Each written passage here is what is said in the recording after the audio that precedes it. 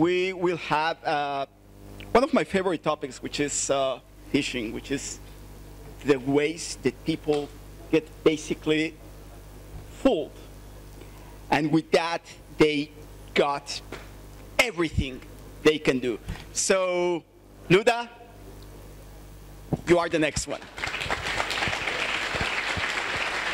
Good luck.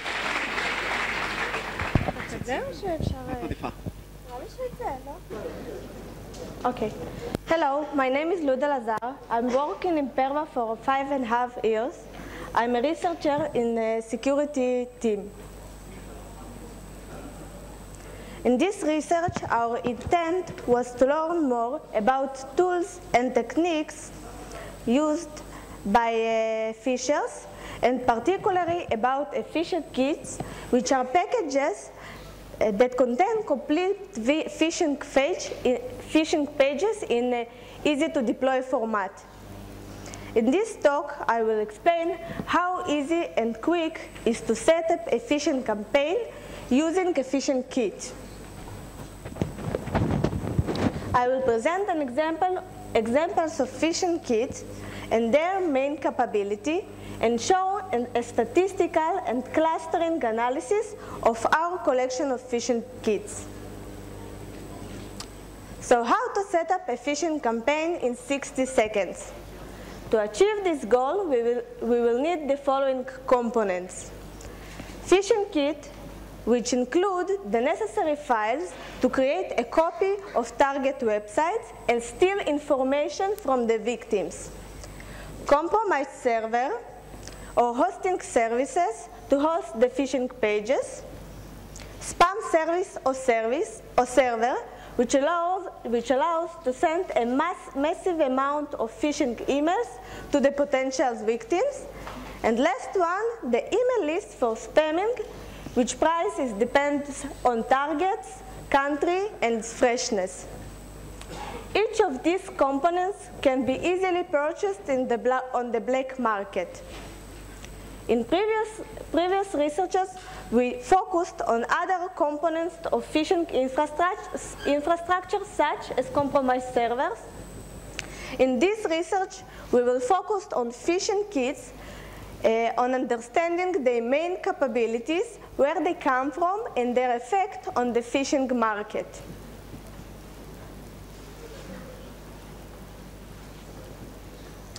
The following flow demonstrates a standard phishing attack using a phishing kit.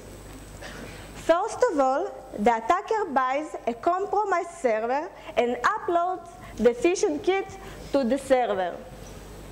Then, he uses a spam service to send a burst of emails to the potential victims.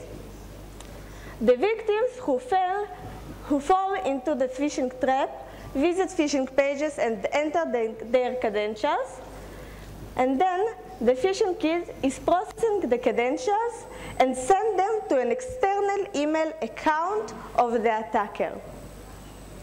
Finally, the attacker accesses the email account and harvests the new credentials he achieved. After I explained a basic flow of phishing attacks based on phishing kit, I will explain the high-level flow of our research. The first phase of research is to find a source for phishing pages and their kits. We use two different sources: OpenPhishFeed for the 0-day phishing sites, and techhelplist.com for paste for long-lived phishing sites. In the second phase of research, we develop a kind of scraper, a tool which gets the list of URLs and retrieve the phishing kits from the backend of the phishing server. The third stage was retrieval and normalization of extracted features that characterize the phishing kit. Next stage was a statistical analysis and clustering of extracted features. And last one is, of course, attaining the conclusions. From both sources, we collected more than 1,000 of phishing kits. From open fish feed, we collected about 600 of kits, which are 7% of all checked URLs. From techhelplist.com, we collected more than 400 samples, 400 kits, which are about almost 10% of all checked URLs. From the above, we can see a bias in coverage to unexperienced fishers who leave their kits on the compromised server. Now I will show a structure of phishing kits and an example of Google Doc phishing kit. The phishing kit contained two types of files: resource files, which needed to display a copy of phishing of target websites, and a processing scripts which are used to save and send the stolen data to the attackers. The following is an example of common Google Doc kits, which is about 15% of our collection of kits. The resource files contain figures and CSS password validation script, where the processing files contain a code which store and send the credentials to the attacker. The majority of phishing kits contain all resources that needed to replicate the target website. This minimizes the number of requests the kit issues to the legitimate site, and thus minimizes the chances of being detected by a target site which analyzes the incoming requests. The following is a processing code of Google Docs. The first part checks which email provider was selected by victim. Then it retrieves victim details such as browser, IP address, and using the IP address is resolved the geolocation of victim. The next part is a building of a phishing result email message. Interesting that the processing code is signed by signature nobody, which appears about 70 times in our collection. The phishing results message contains the email provider, email and password of victims, the IP address, and his geolocation. If the result message is exfiltrated in two ways, it's written to a log file on the server, and it's sent to an external email account of the attacker, which we assume is a buyer of the kit. If Gmail is a provider the victim chooses, the victim will be redirected to next page, verification PHP, which will lure the victim enter additional details such as his phone number or a recovery email address.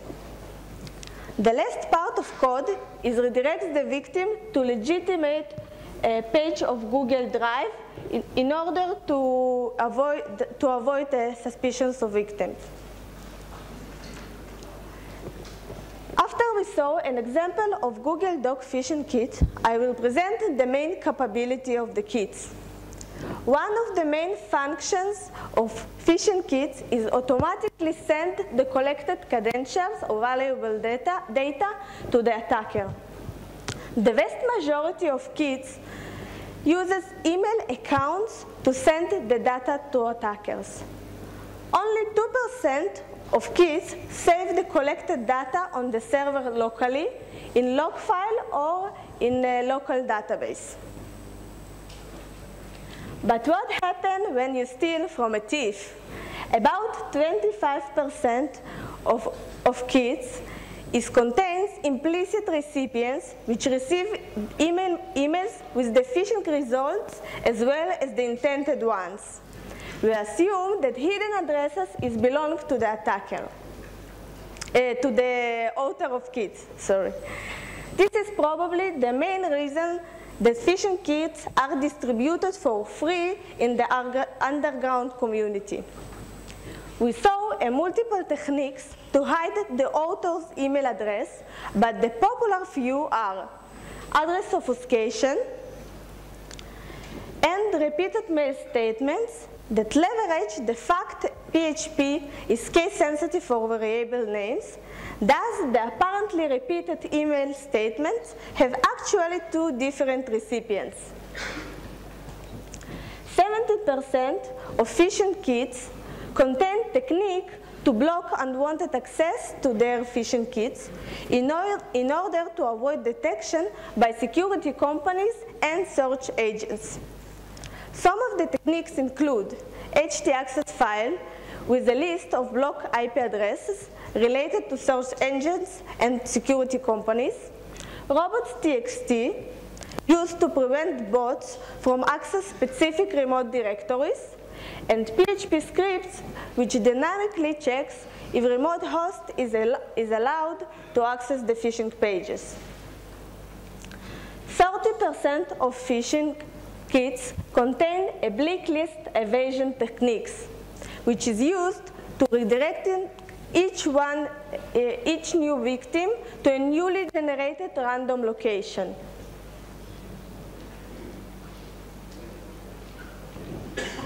The last part of the presentation contains a statistical and clustering analysis of our collection of phishing kits. First of all, let's describe our research method. We extracted features that characterize the phishing kit and made statistical analysis of them. Then we performed clustering on the extracted features.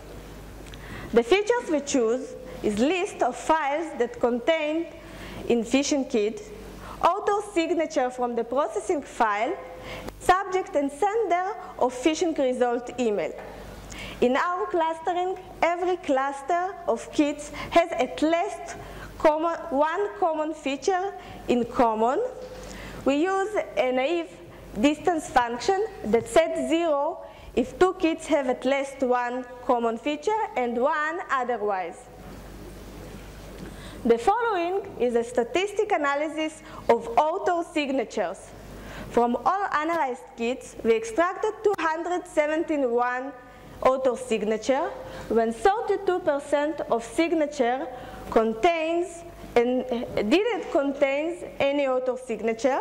17% of kits contained a unique signature, and the half of kits contained non-unique signature.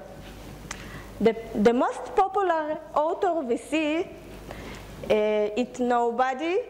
It appears about 7% of in 7% of kits. The second popular author is fattool.com, which appears in 2% of our kits. We searched for fattool.com and found few interesting sites. This author publishes different tools, hosting services, and phishing pages for money and for free. The following is a statistical analysis of the kits buyers. From analyzed kits, we extracted 715 distinct buyers. 16% of buyers purchased two different kits. It covers 24% of all kits. 5% of buyers appears in 3 different kits. It represents 9% of all kits. We noticed that a quarter of phishers use several phishing kits, most likely to maximize their profit, their potential profit. The following is a clustering analysis of extracted features. More than half of kits is grouped in 19 big clusters, which size is greater or equals than 10. 72% of kits is clustered in medium clusters. The following graph demonstrates the clustering of the deployment kits. The blue dots are phishing kits when the purple is a cluster identifiers. The largest cluster contains 153 kits. The second largest cluster contains 73 78 kids, and the third cluster contains 66 kids. The interesting that almost a third of the kids belong to 3 large clusters. This means that Fishin kids come from the restricted number of sources. Based on the clustering results, we can conclude about half of kids were created by a small group of experienced fishers, and more than a third of these kids contain an implicit recipients, which are probably the kit authors. This might explain the motivation of fishers to distribute free fishing kits in the underground community. The following chart demonstrates that phishing targets 2 classes of victims: direct victims of phishing, which valuable information is stolen, and unexperienced fishers who deploy them. It happens in 3 steps. Experienced fishers distribute phishing kits to newcomers. Newcomers deploy these kits and steal valuable information from users. And experienced fishers, which finally steal from newcomers and took all the information, all information and experienced fishers collected. We can conclude that phishing threat is here to stay. Phishing is still a significant and effective threat to cybersecurity. We noticed that underground circles transformed to for-profit organizations which ruled by the same economical principles like legitimate ecosystems, in which more experienced users taking advantage of newcomers. And the veteran players try to minimize the effort and risks associated with deploying and attracting the victims, and maximize the return of investment by harvesting the word of newcomers. That's it.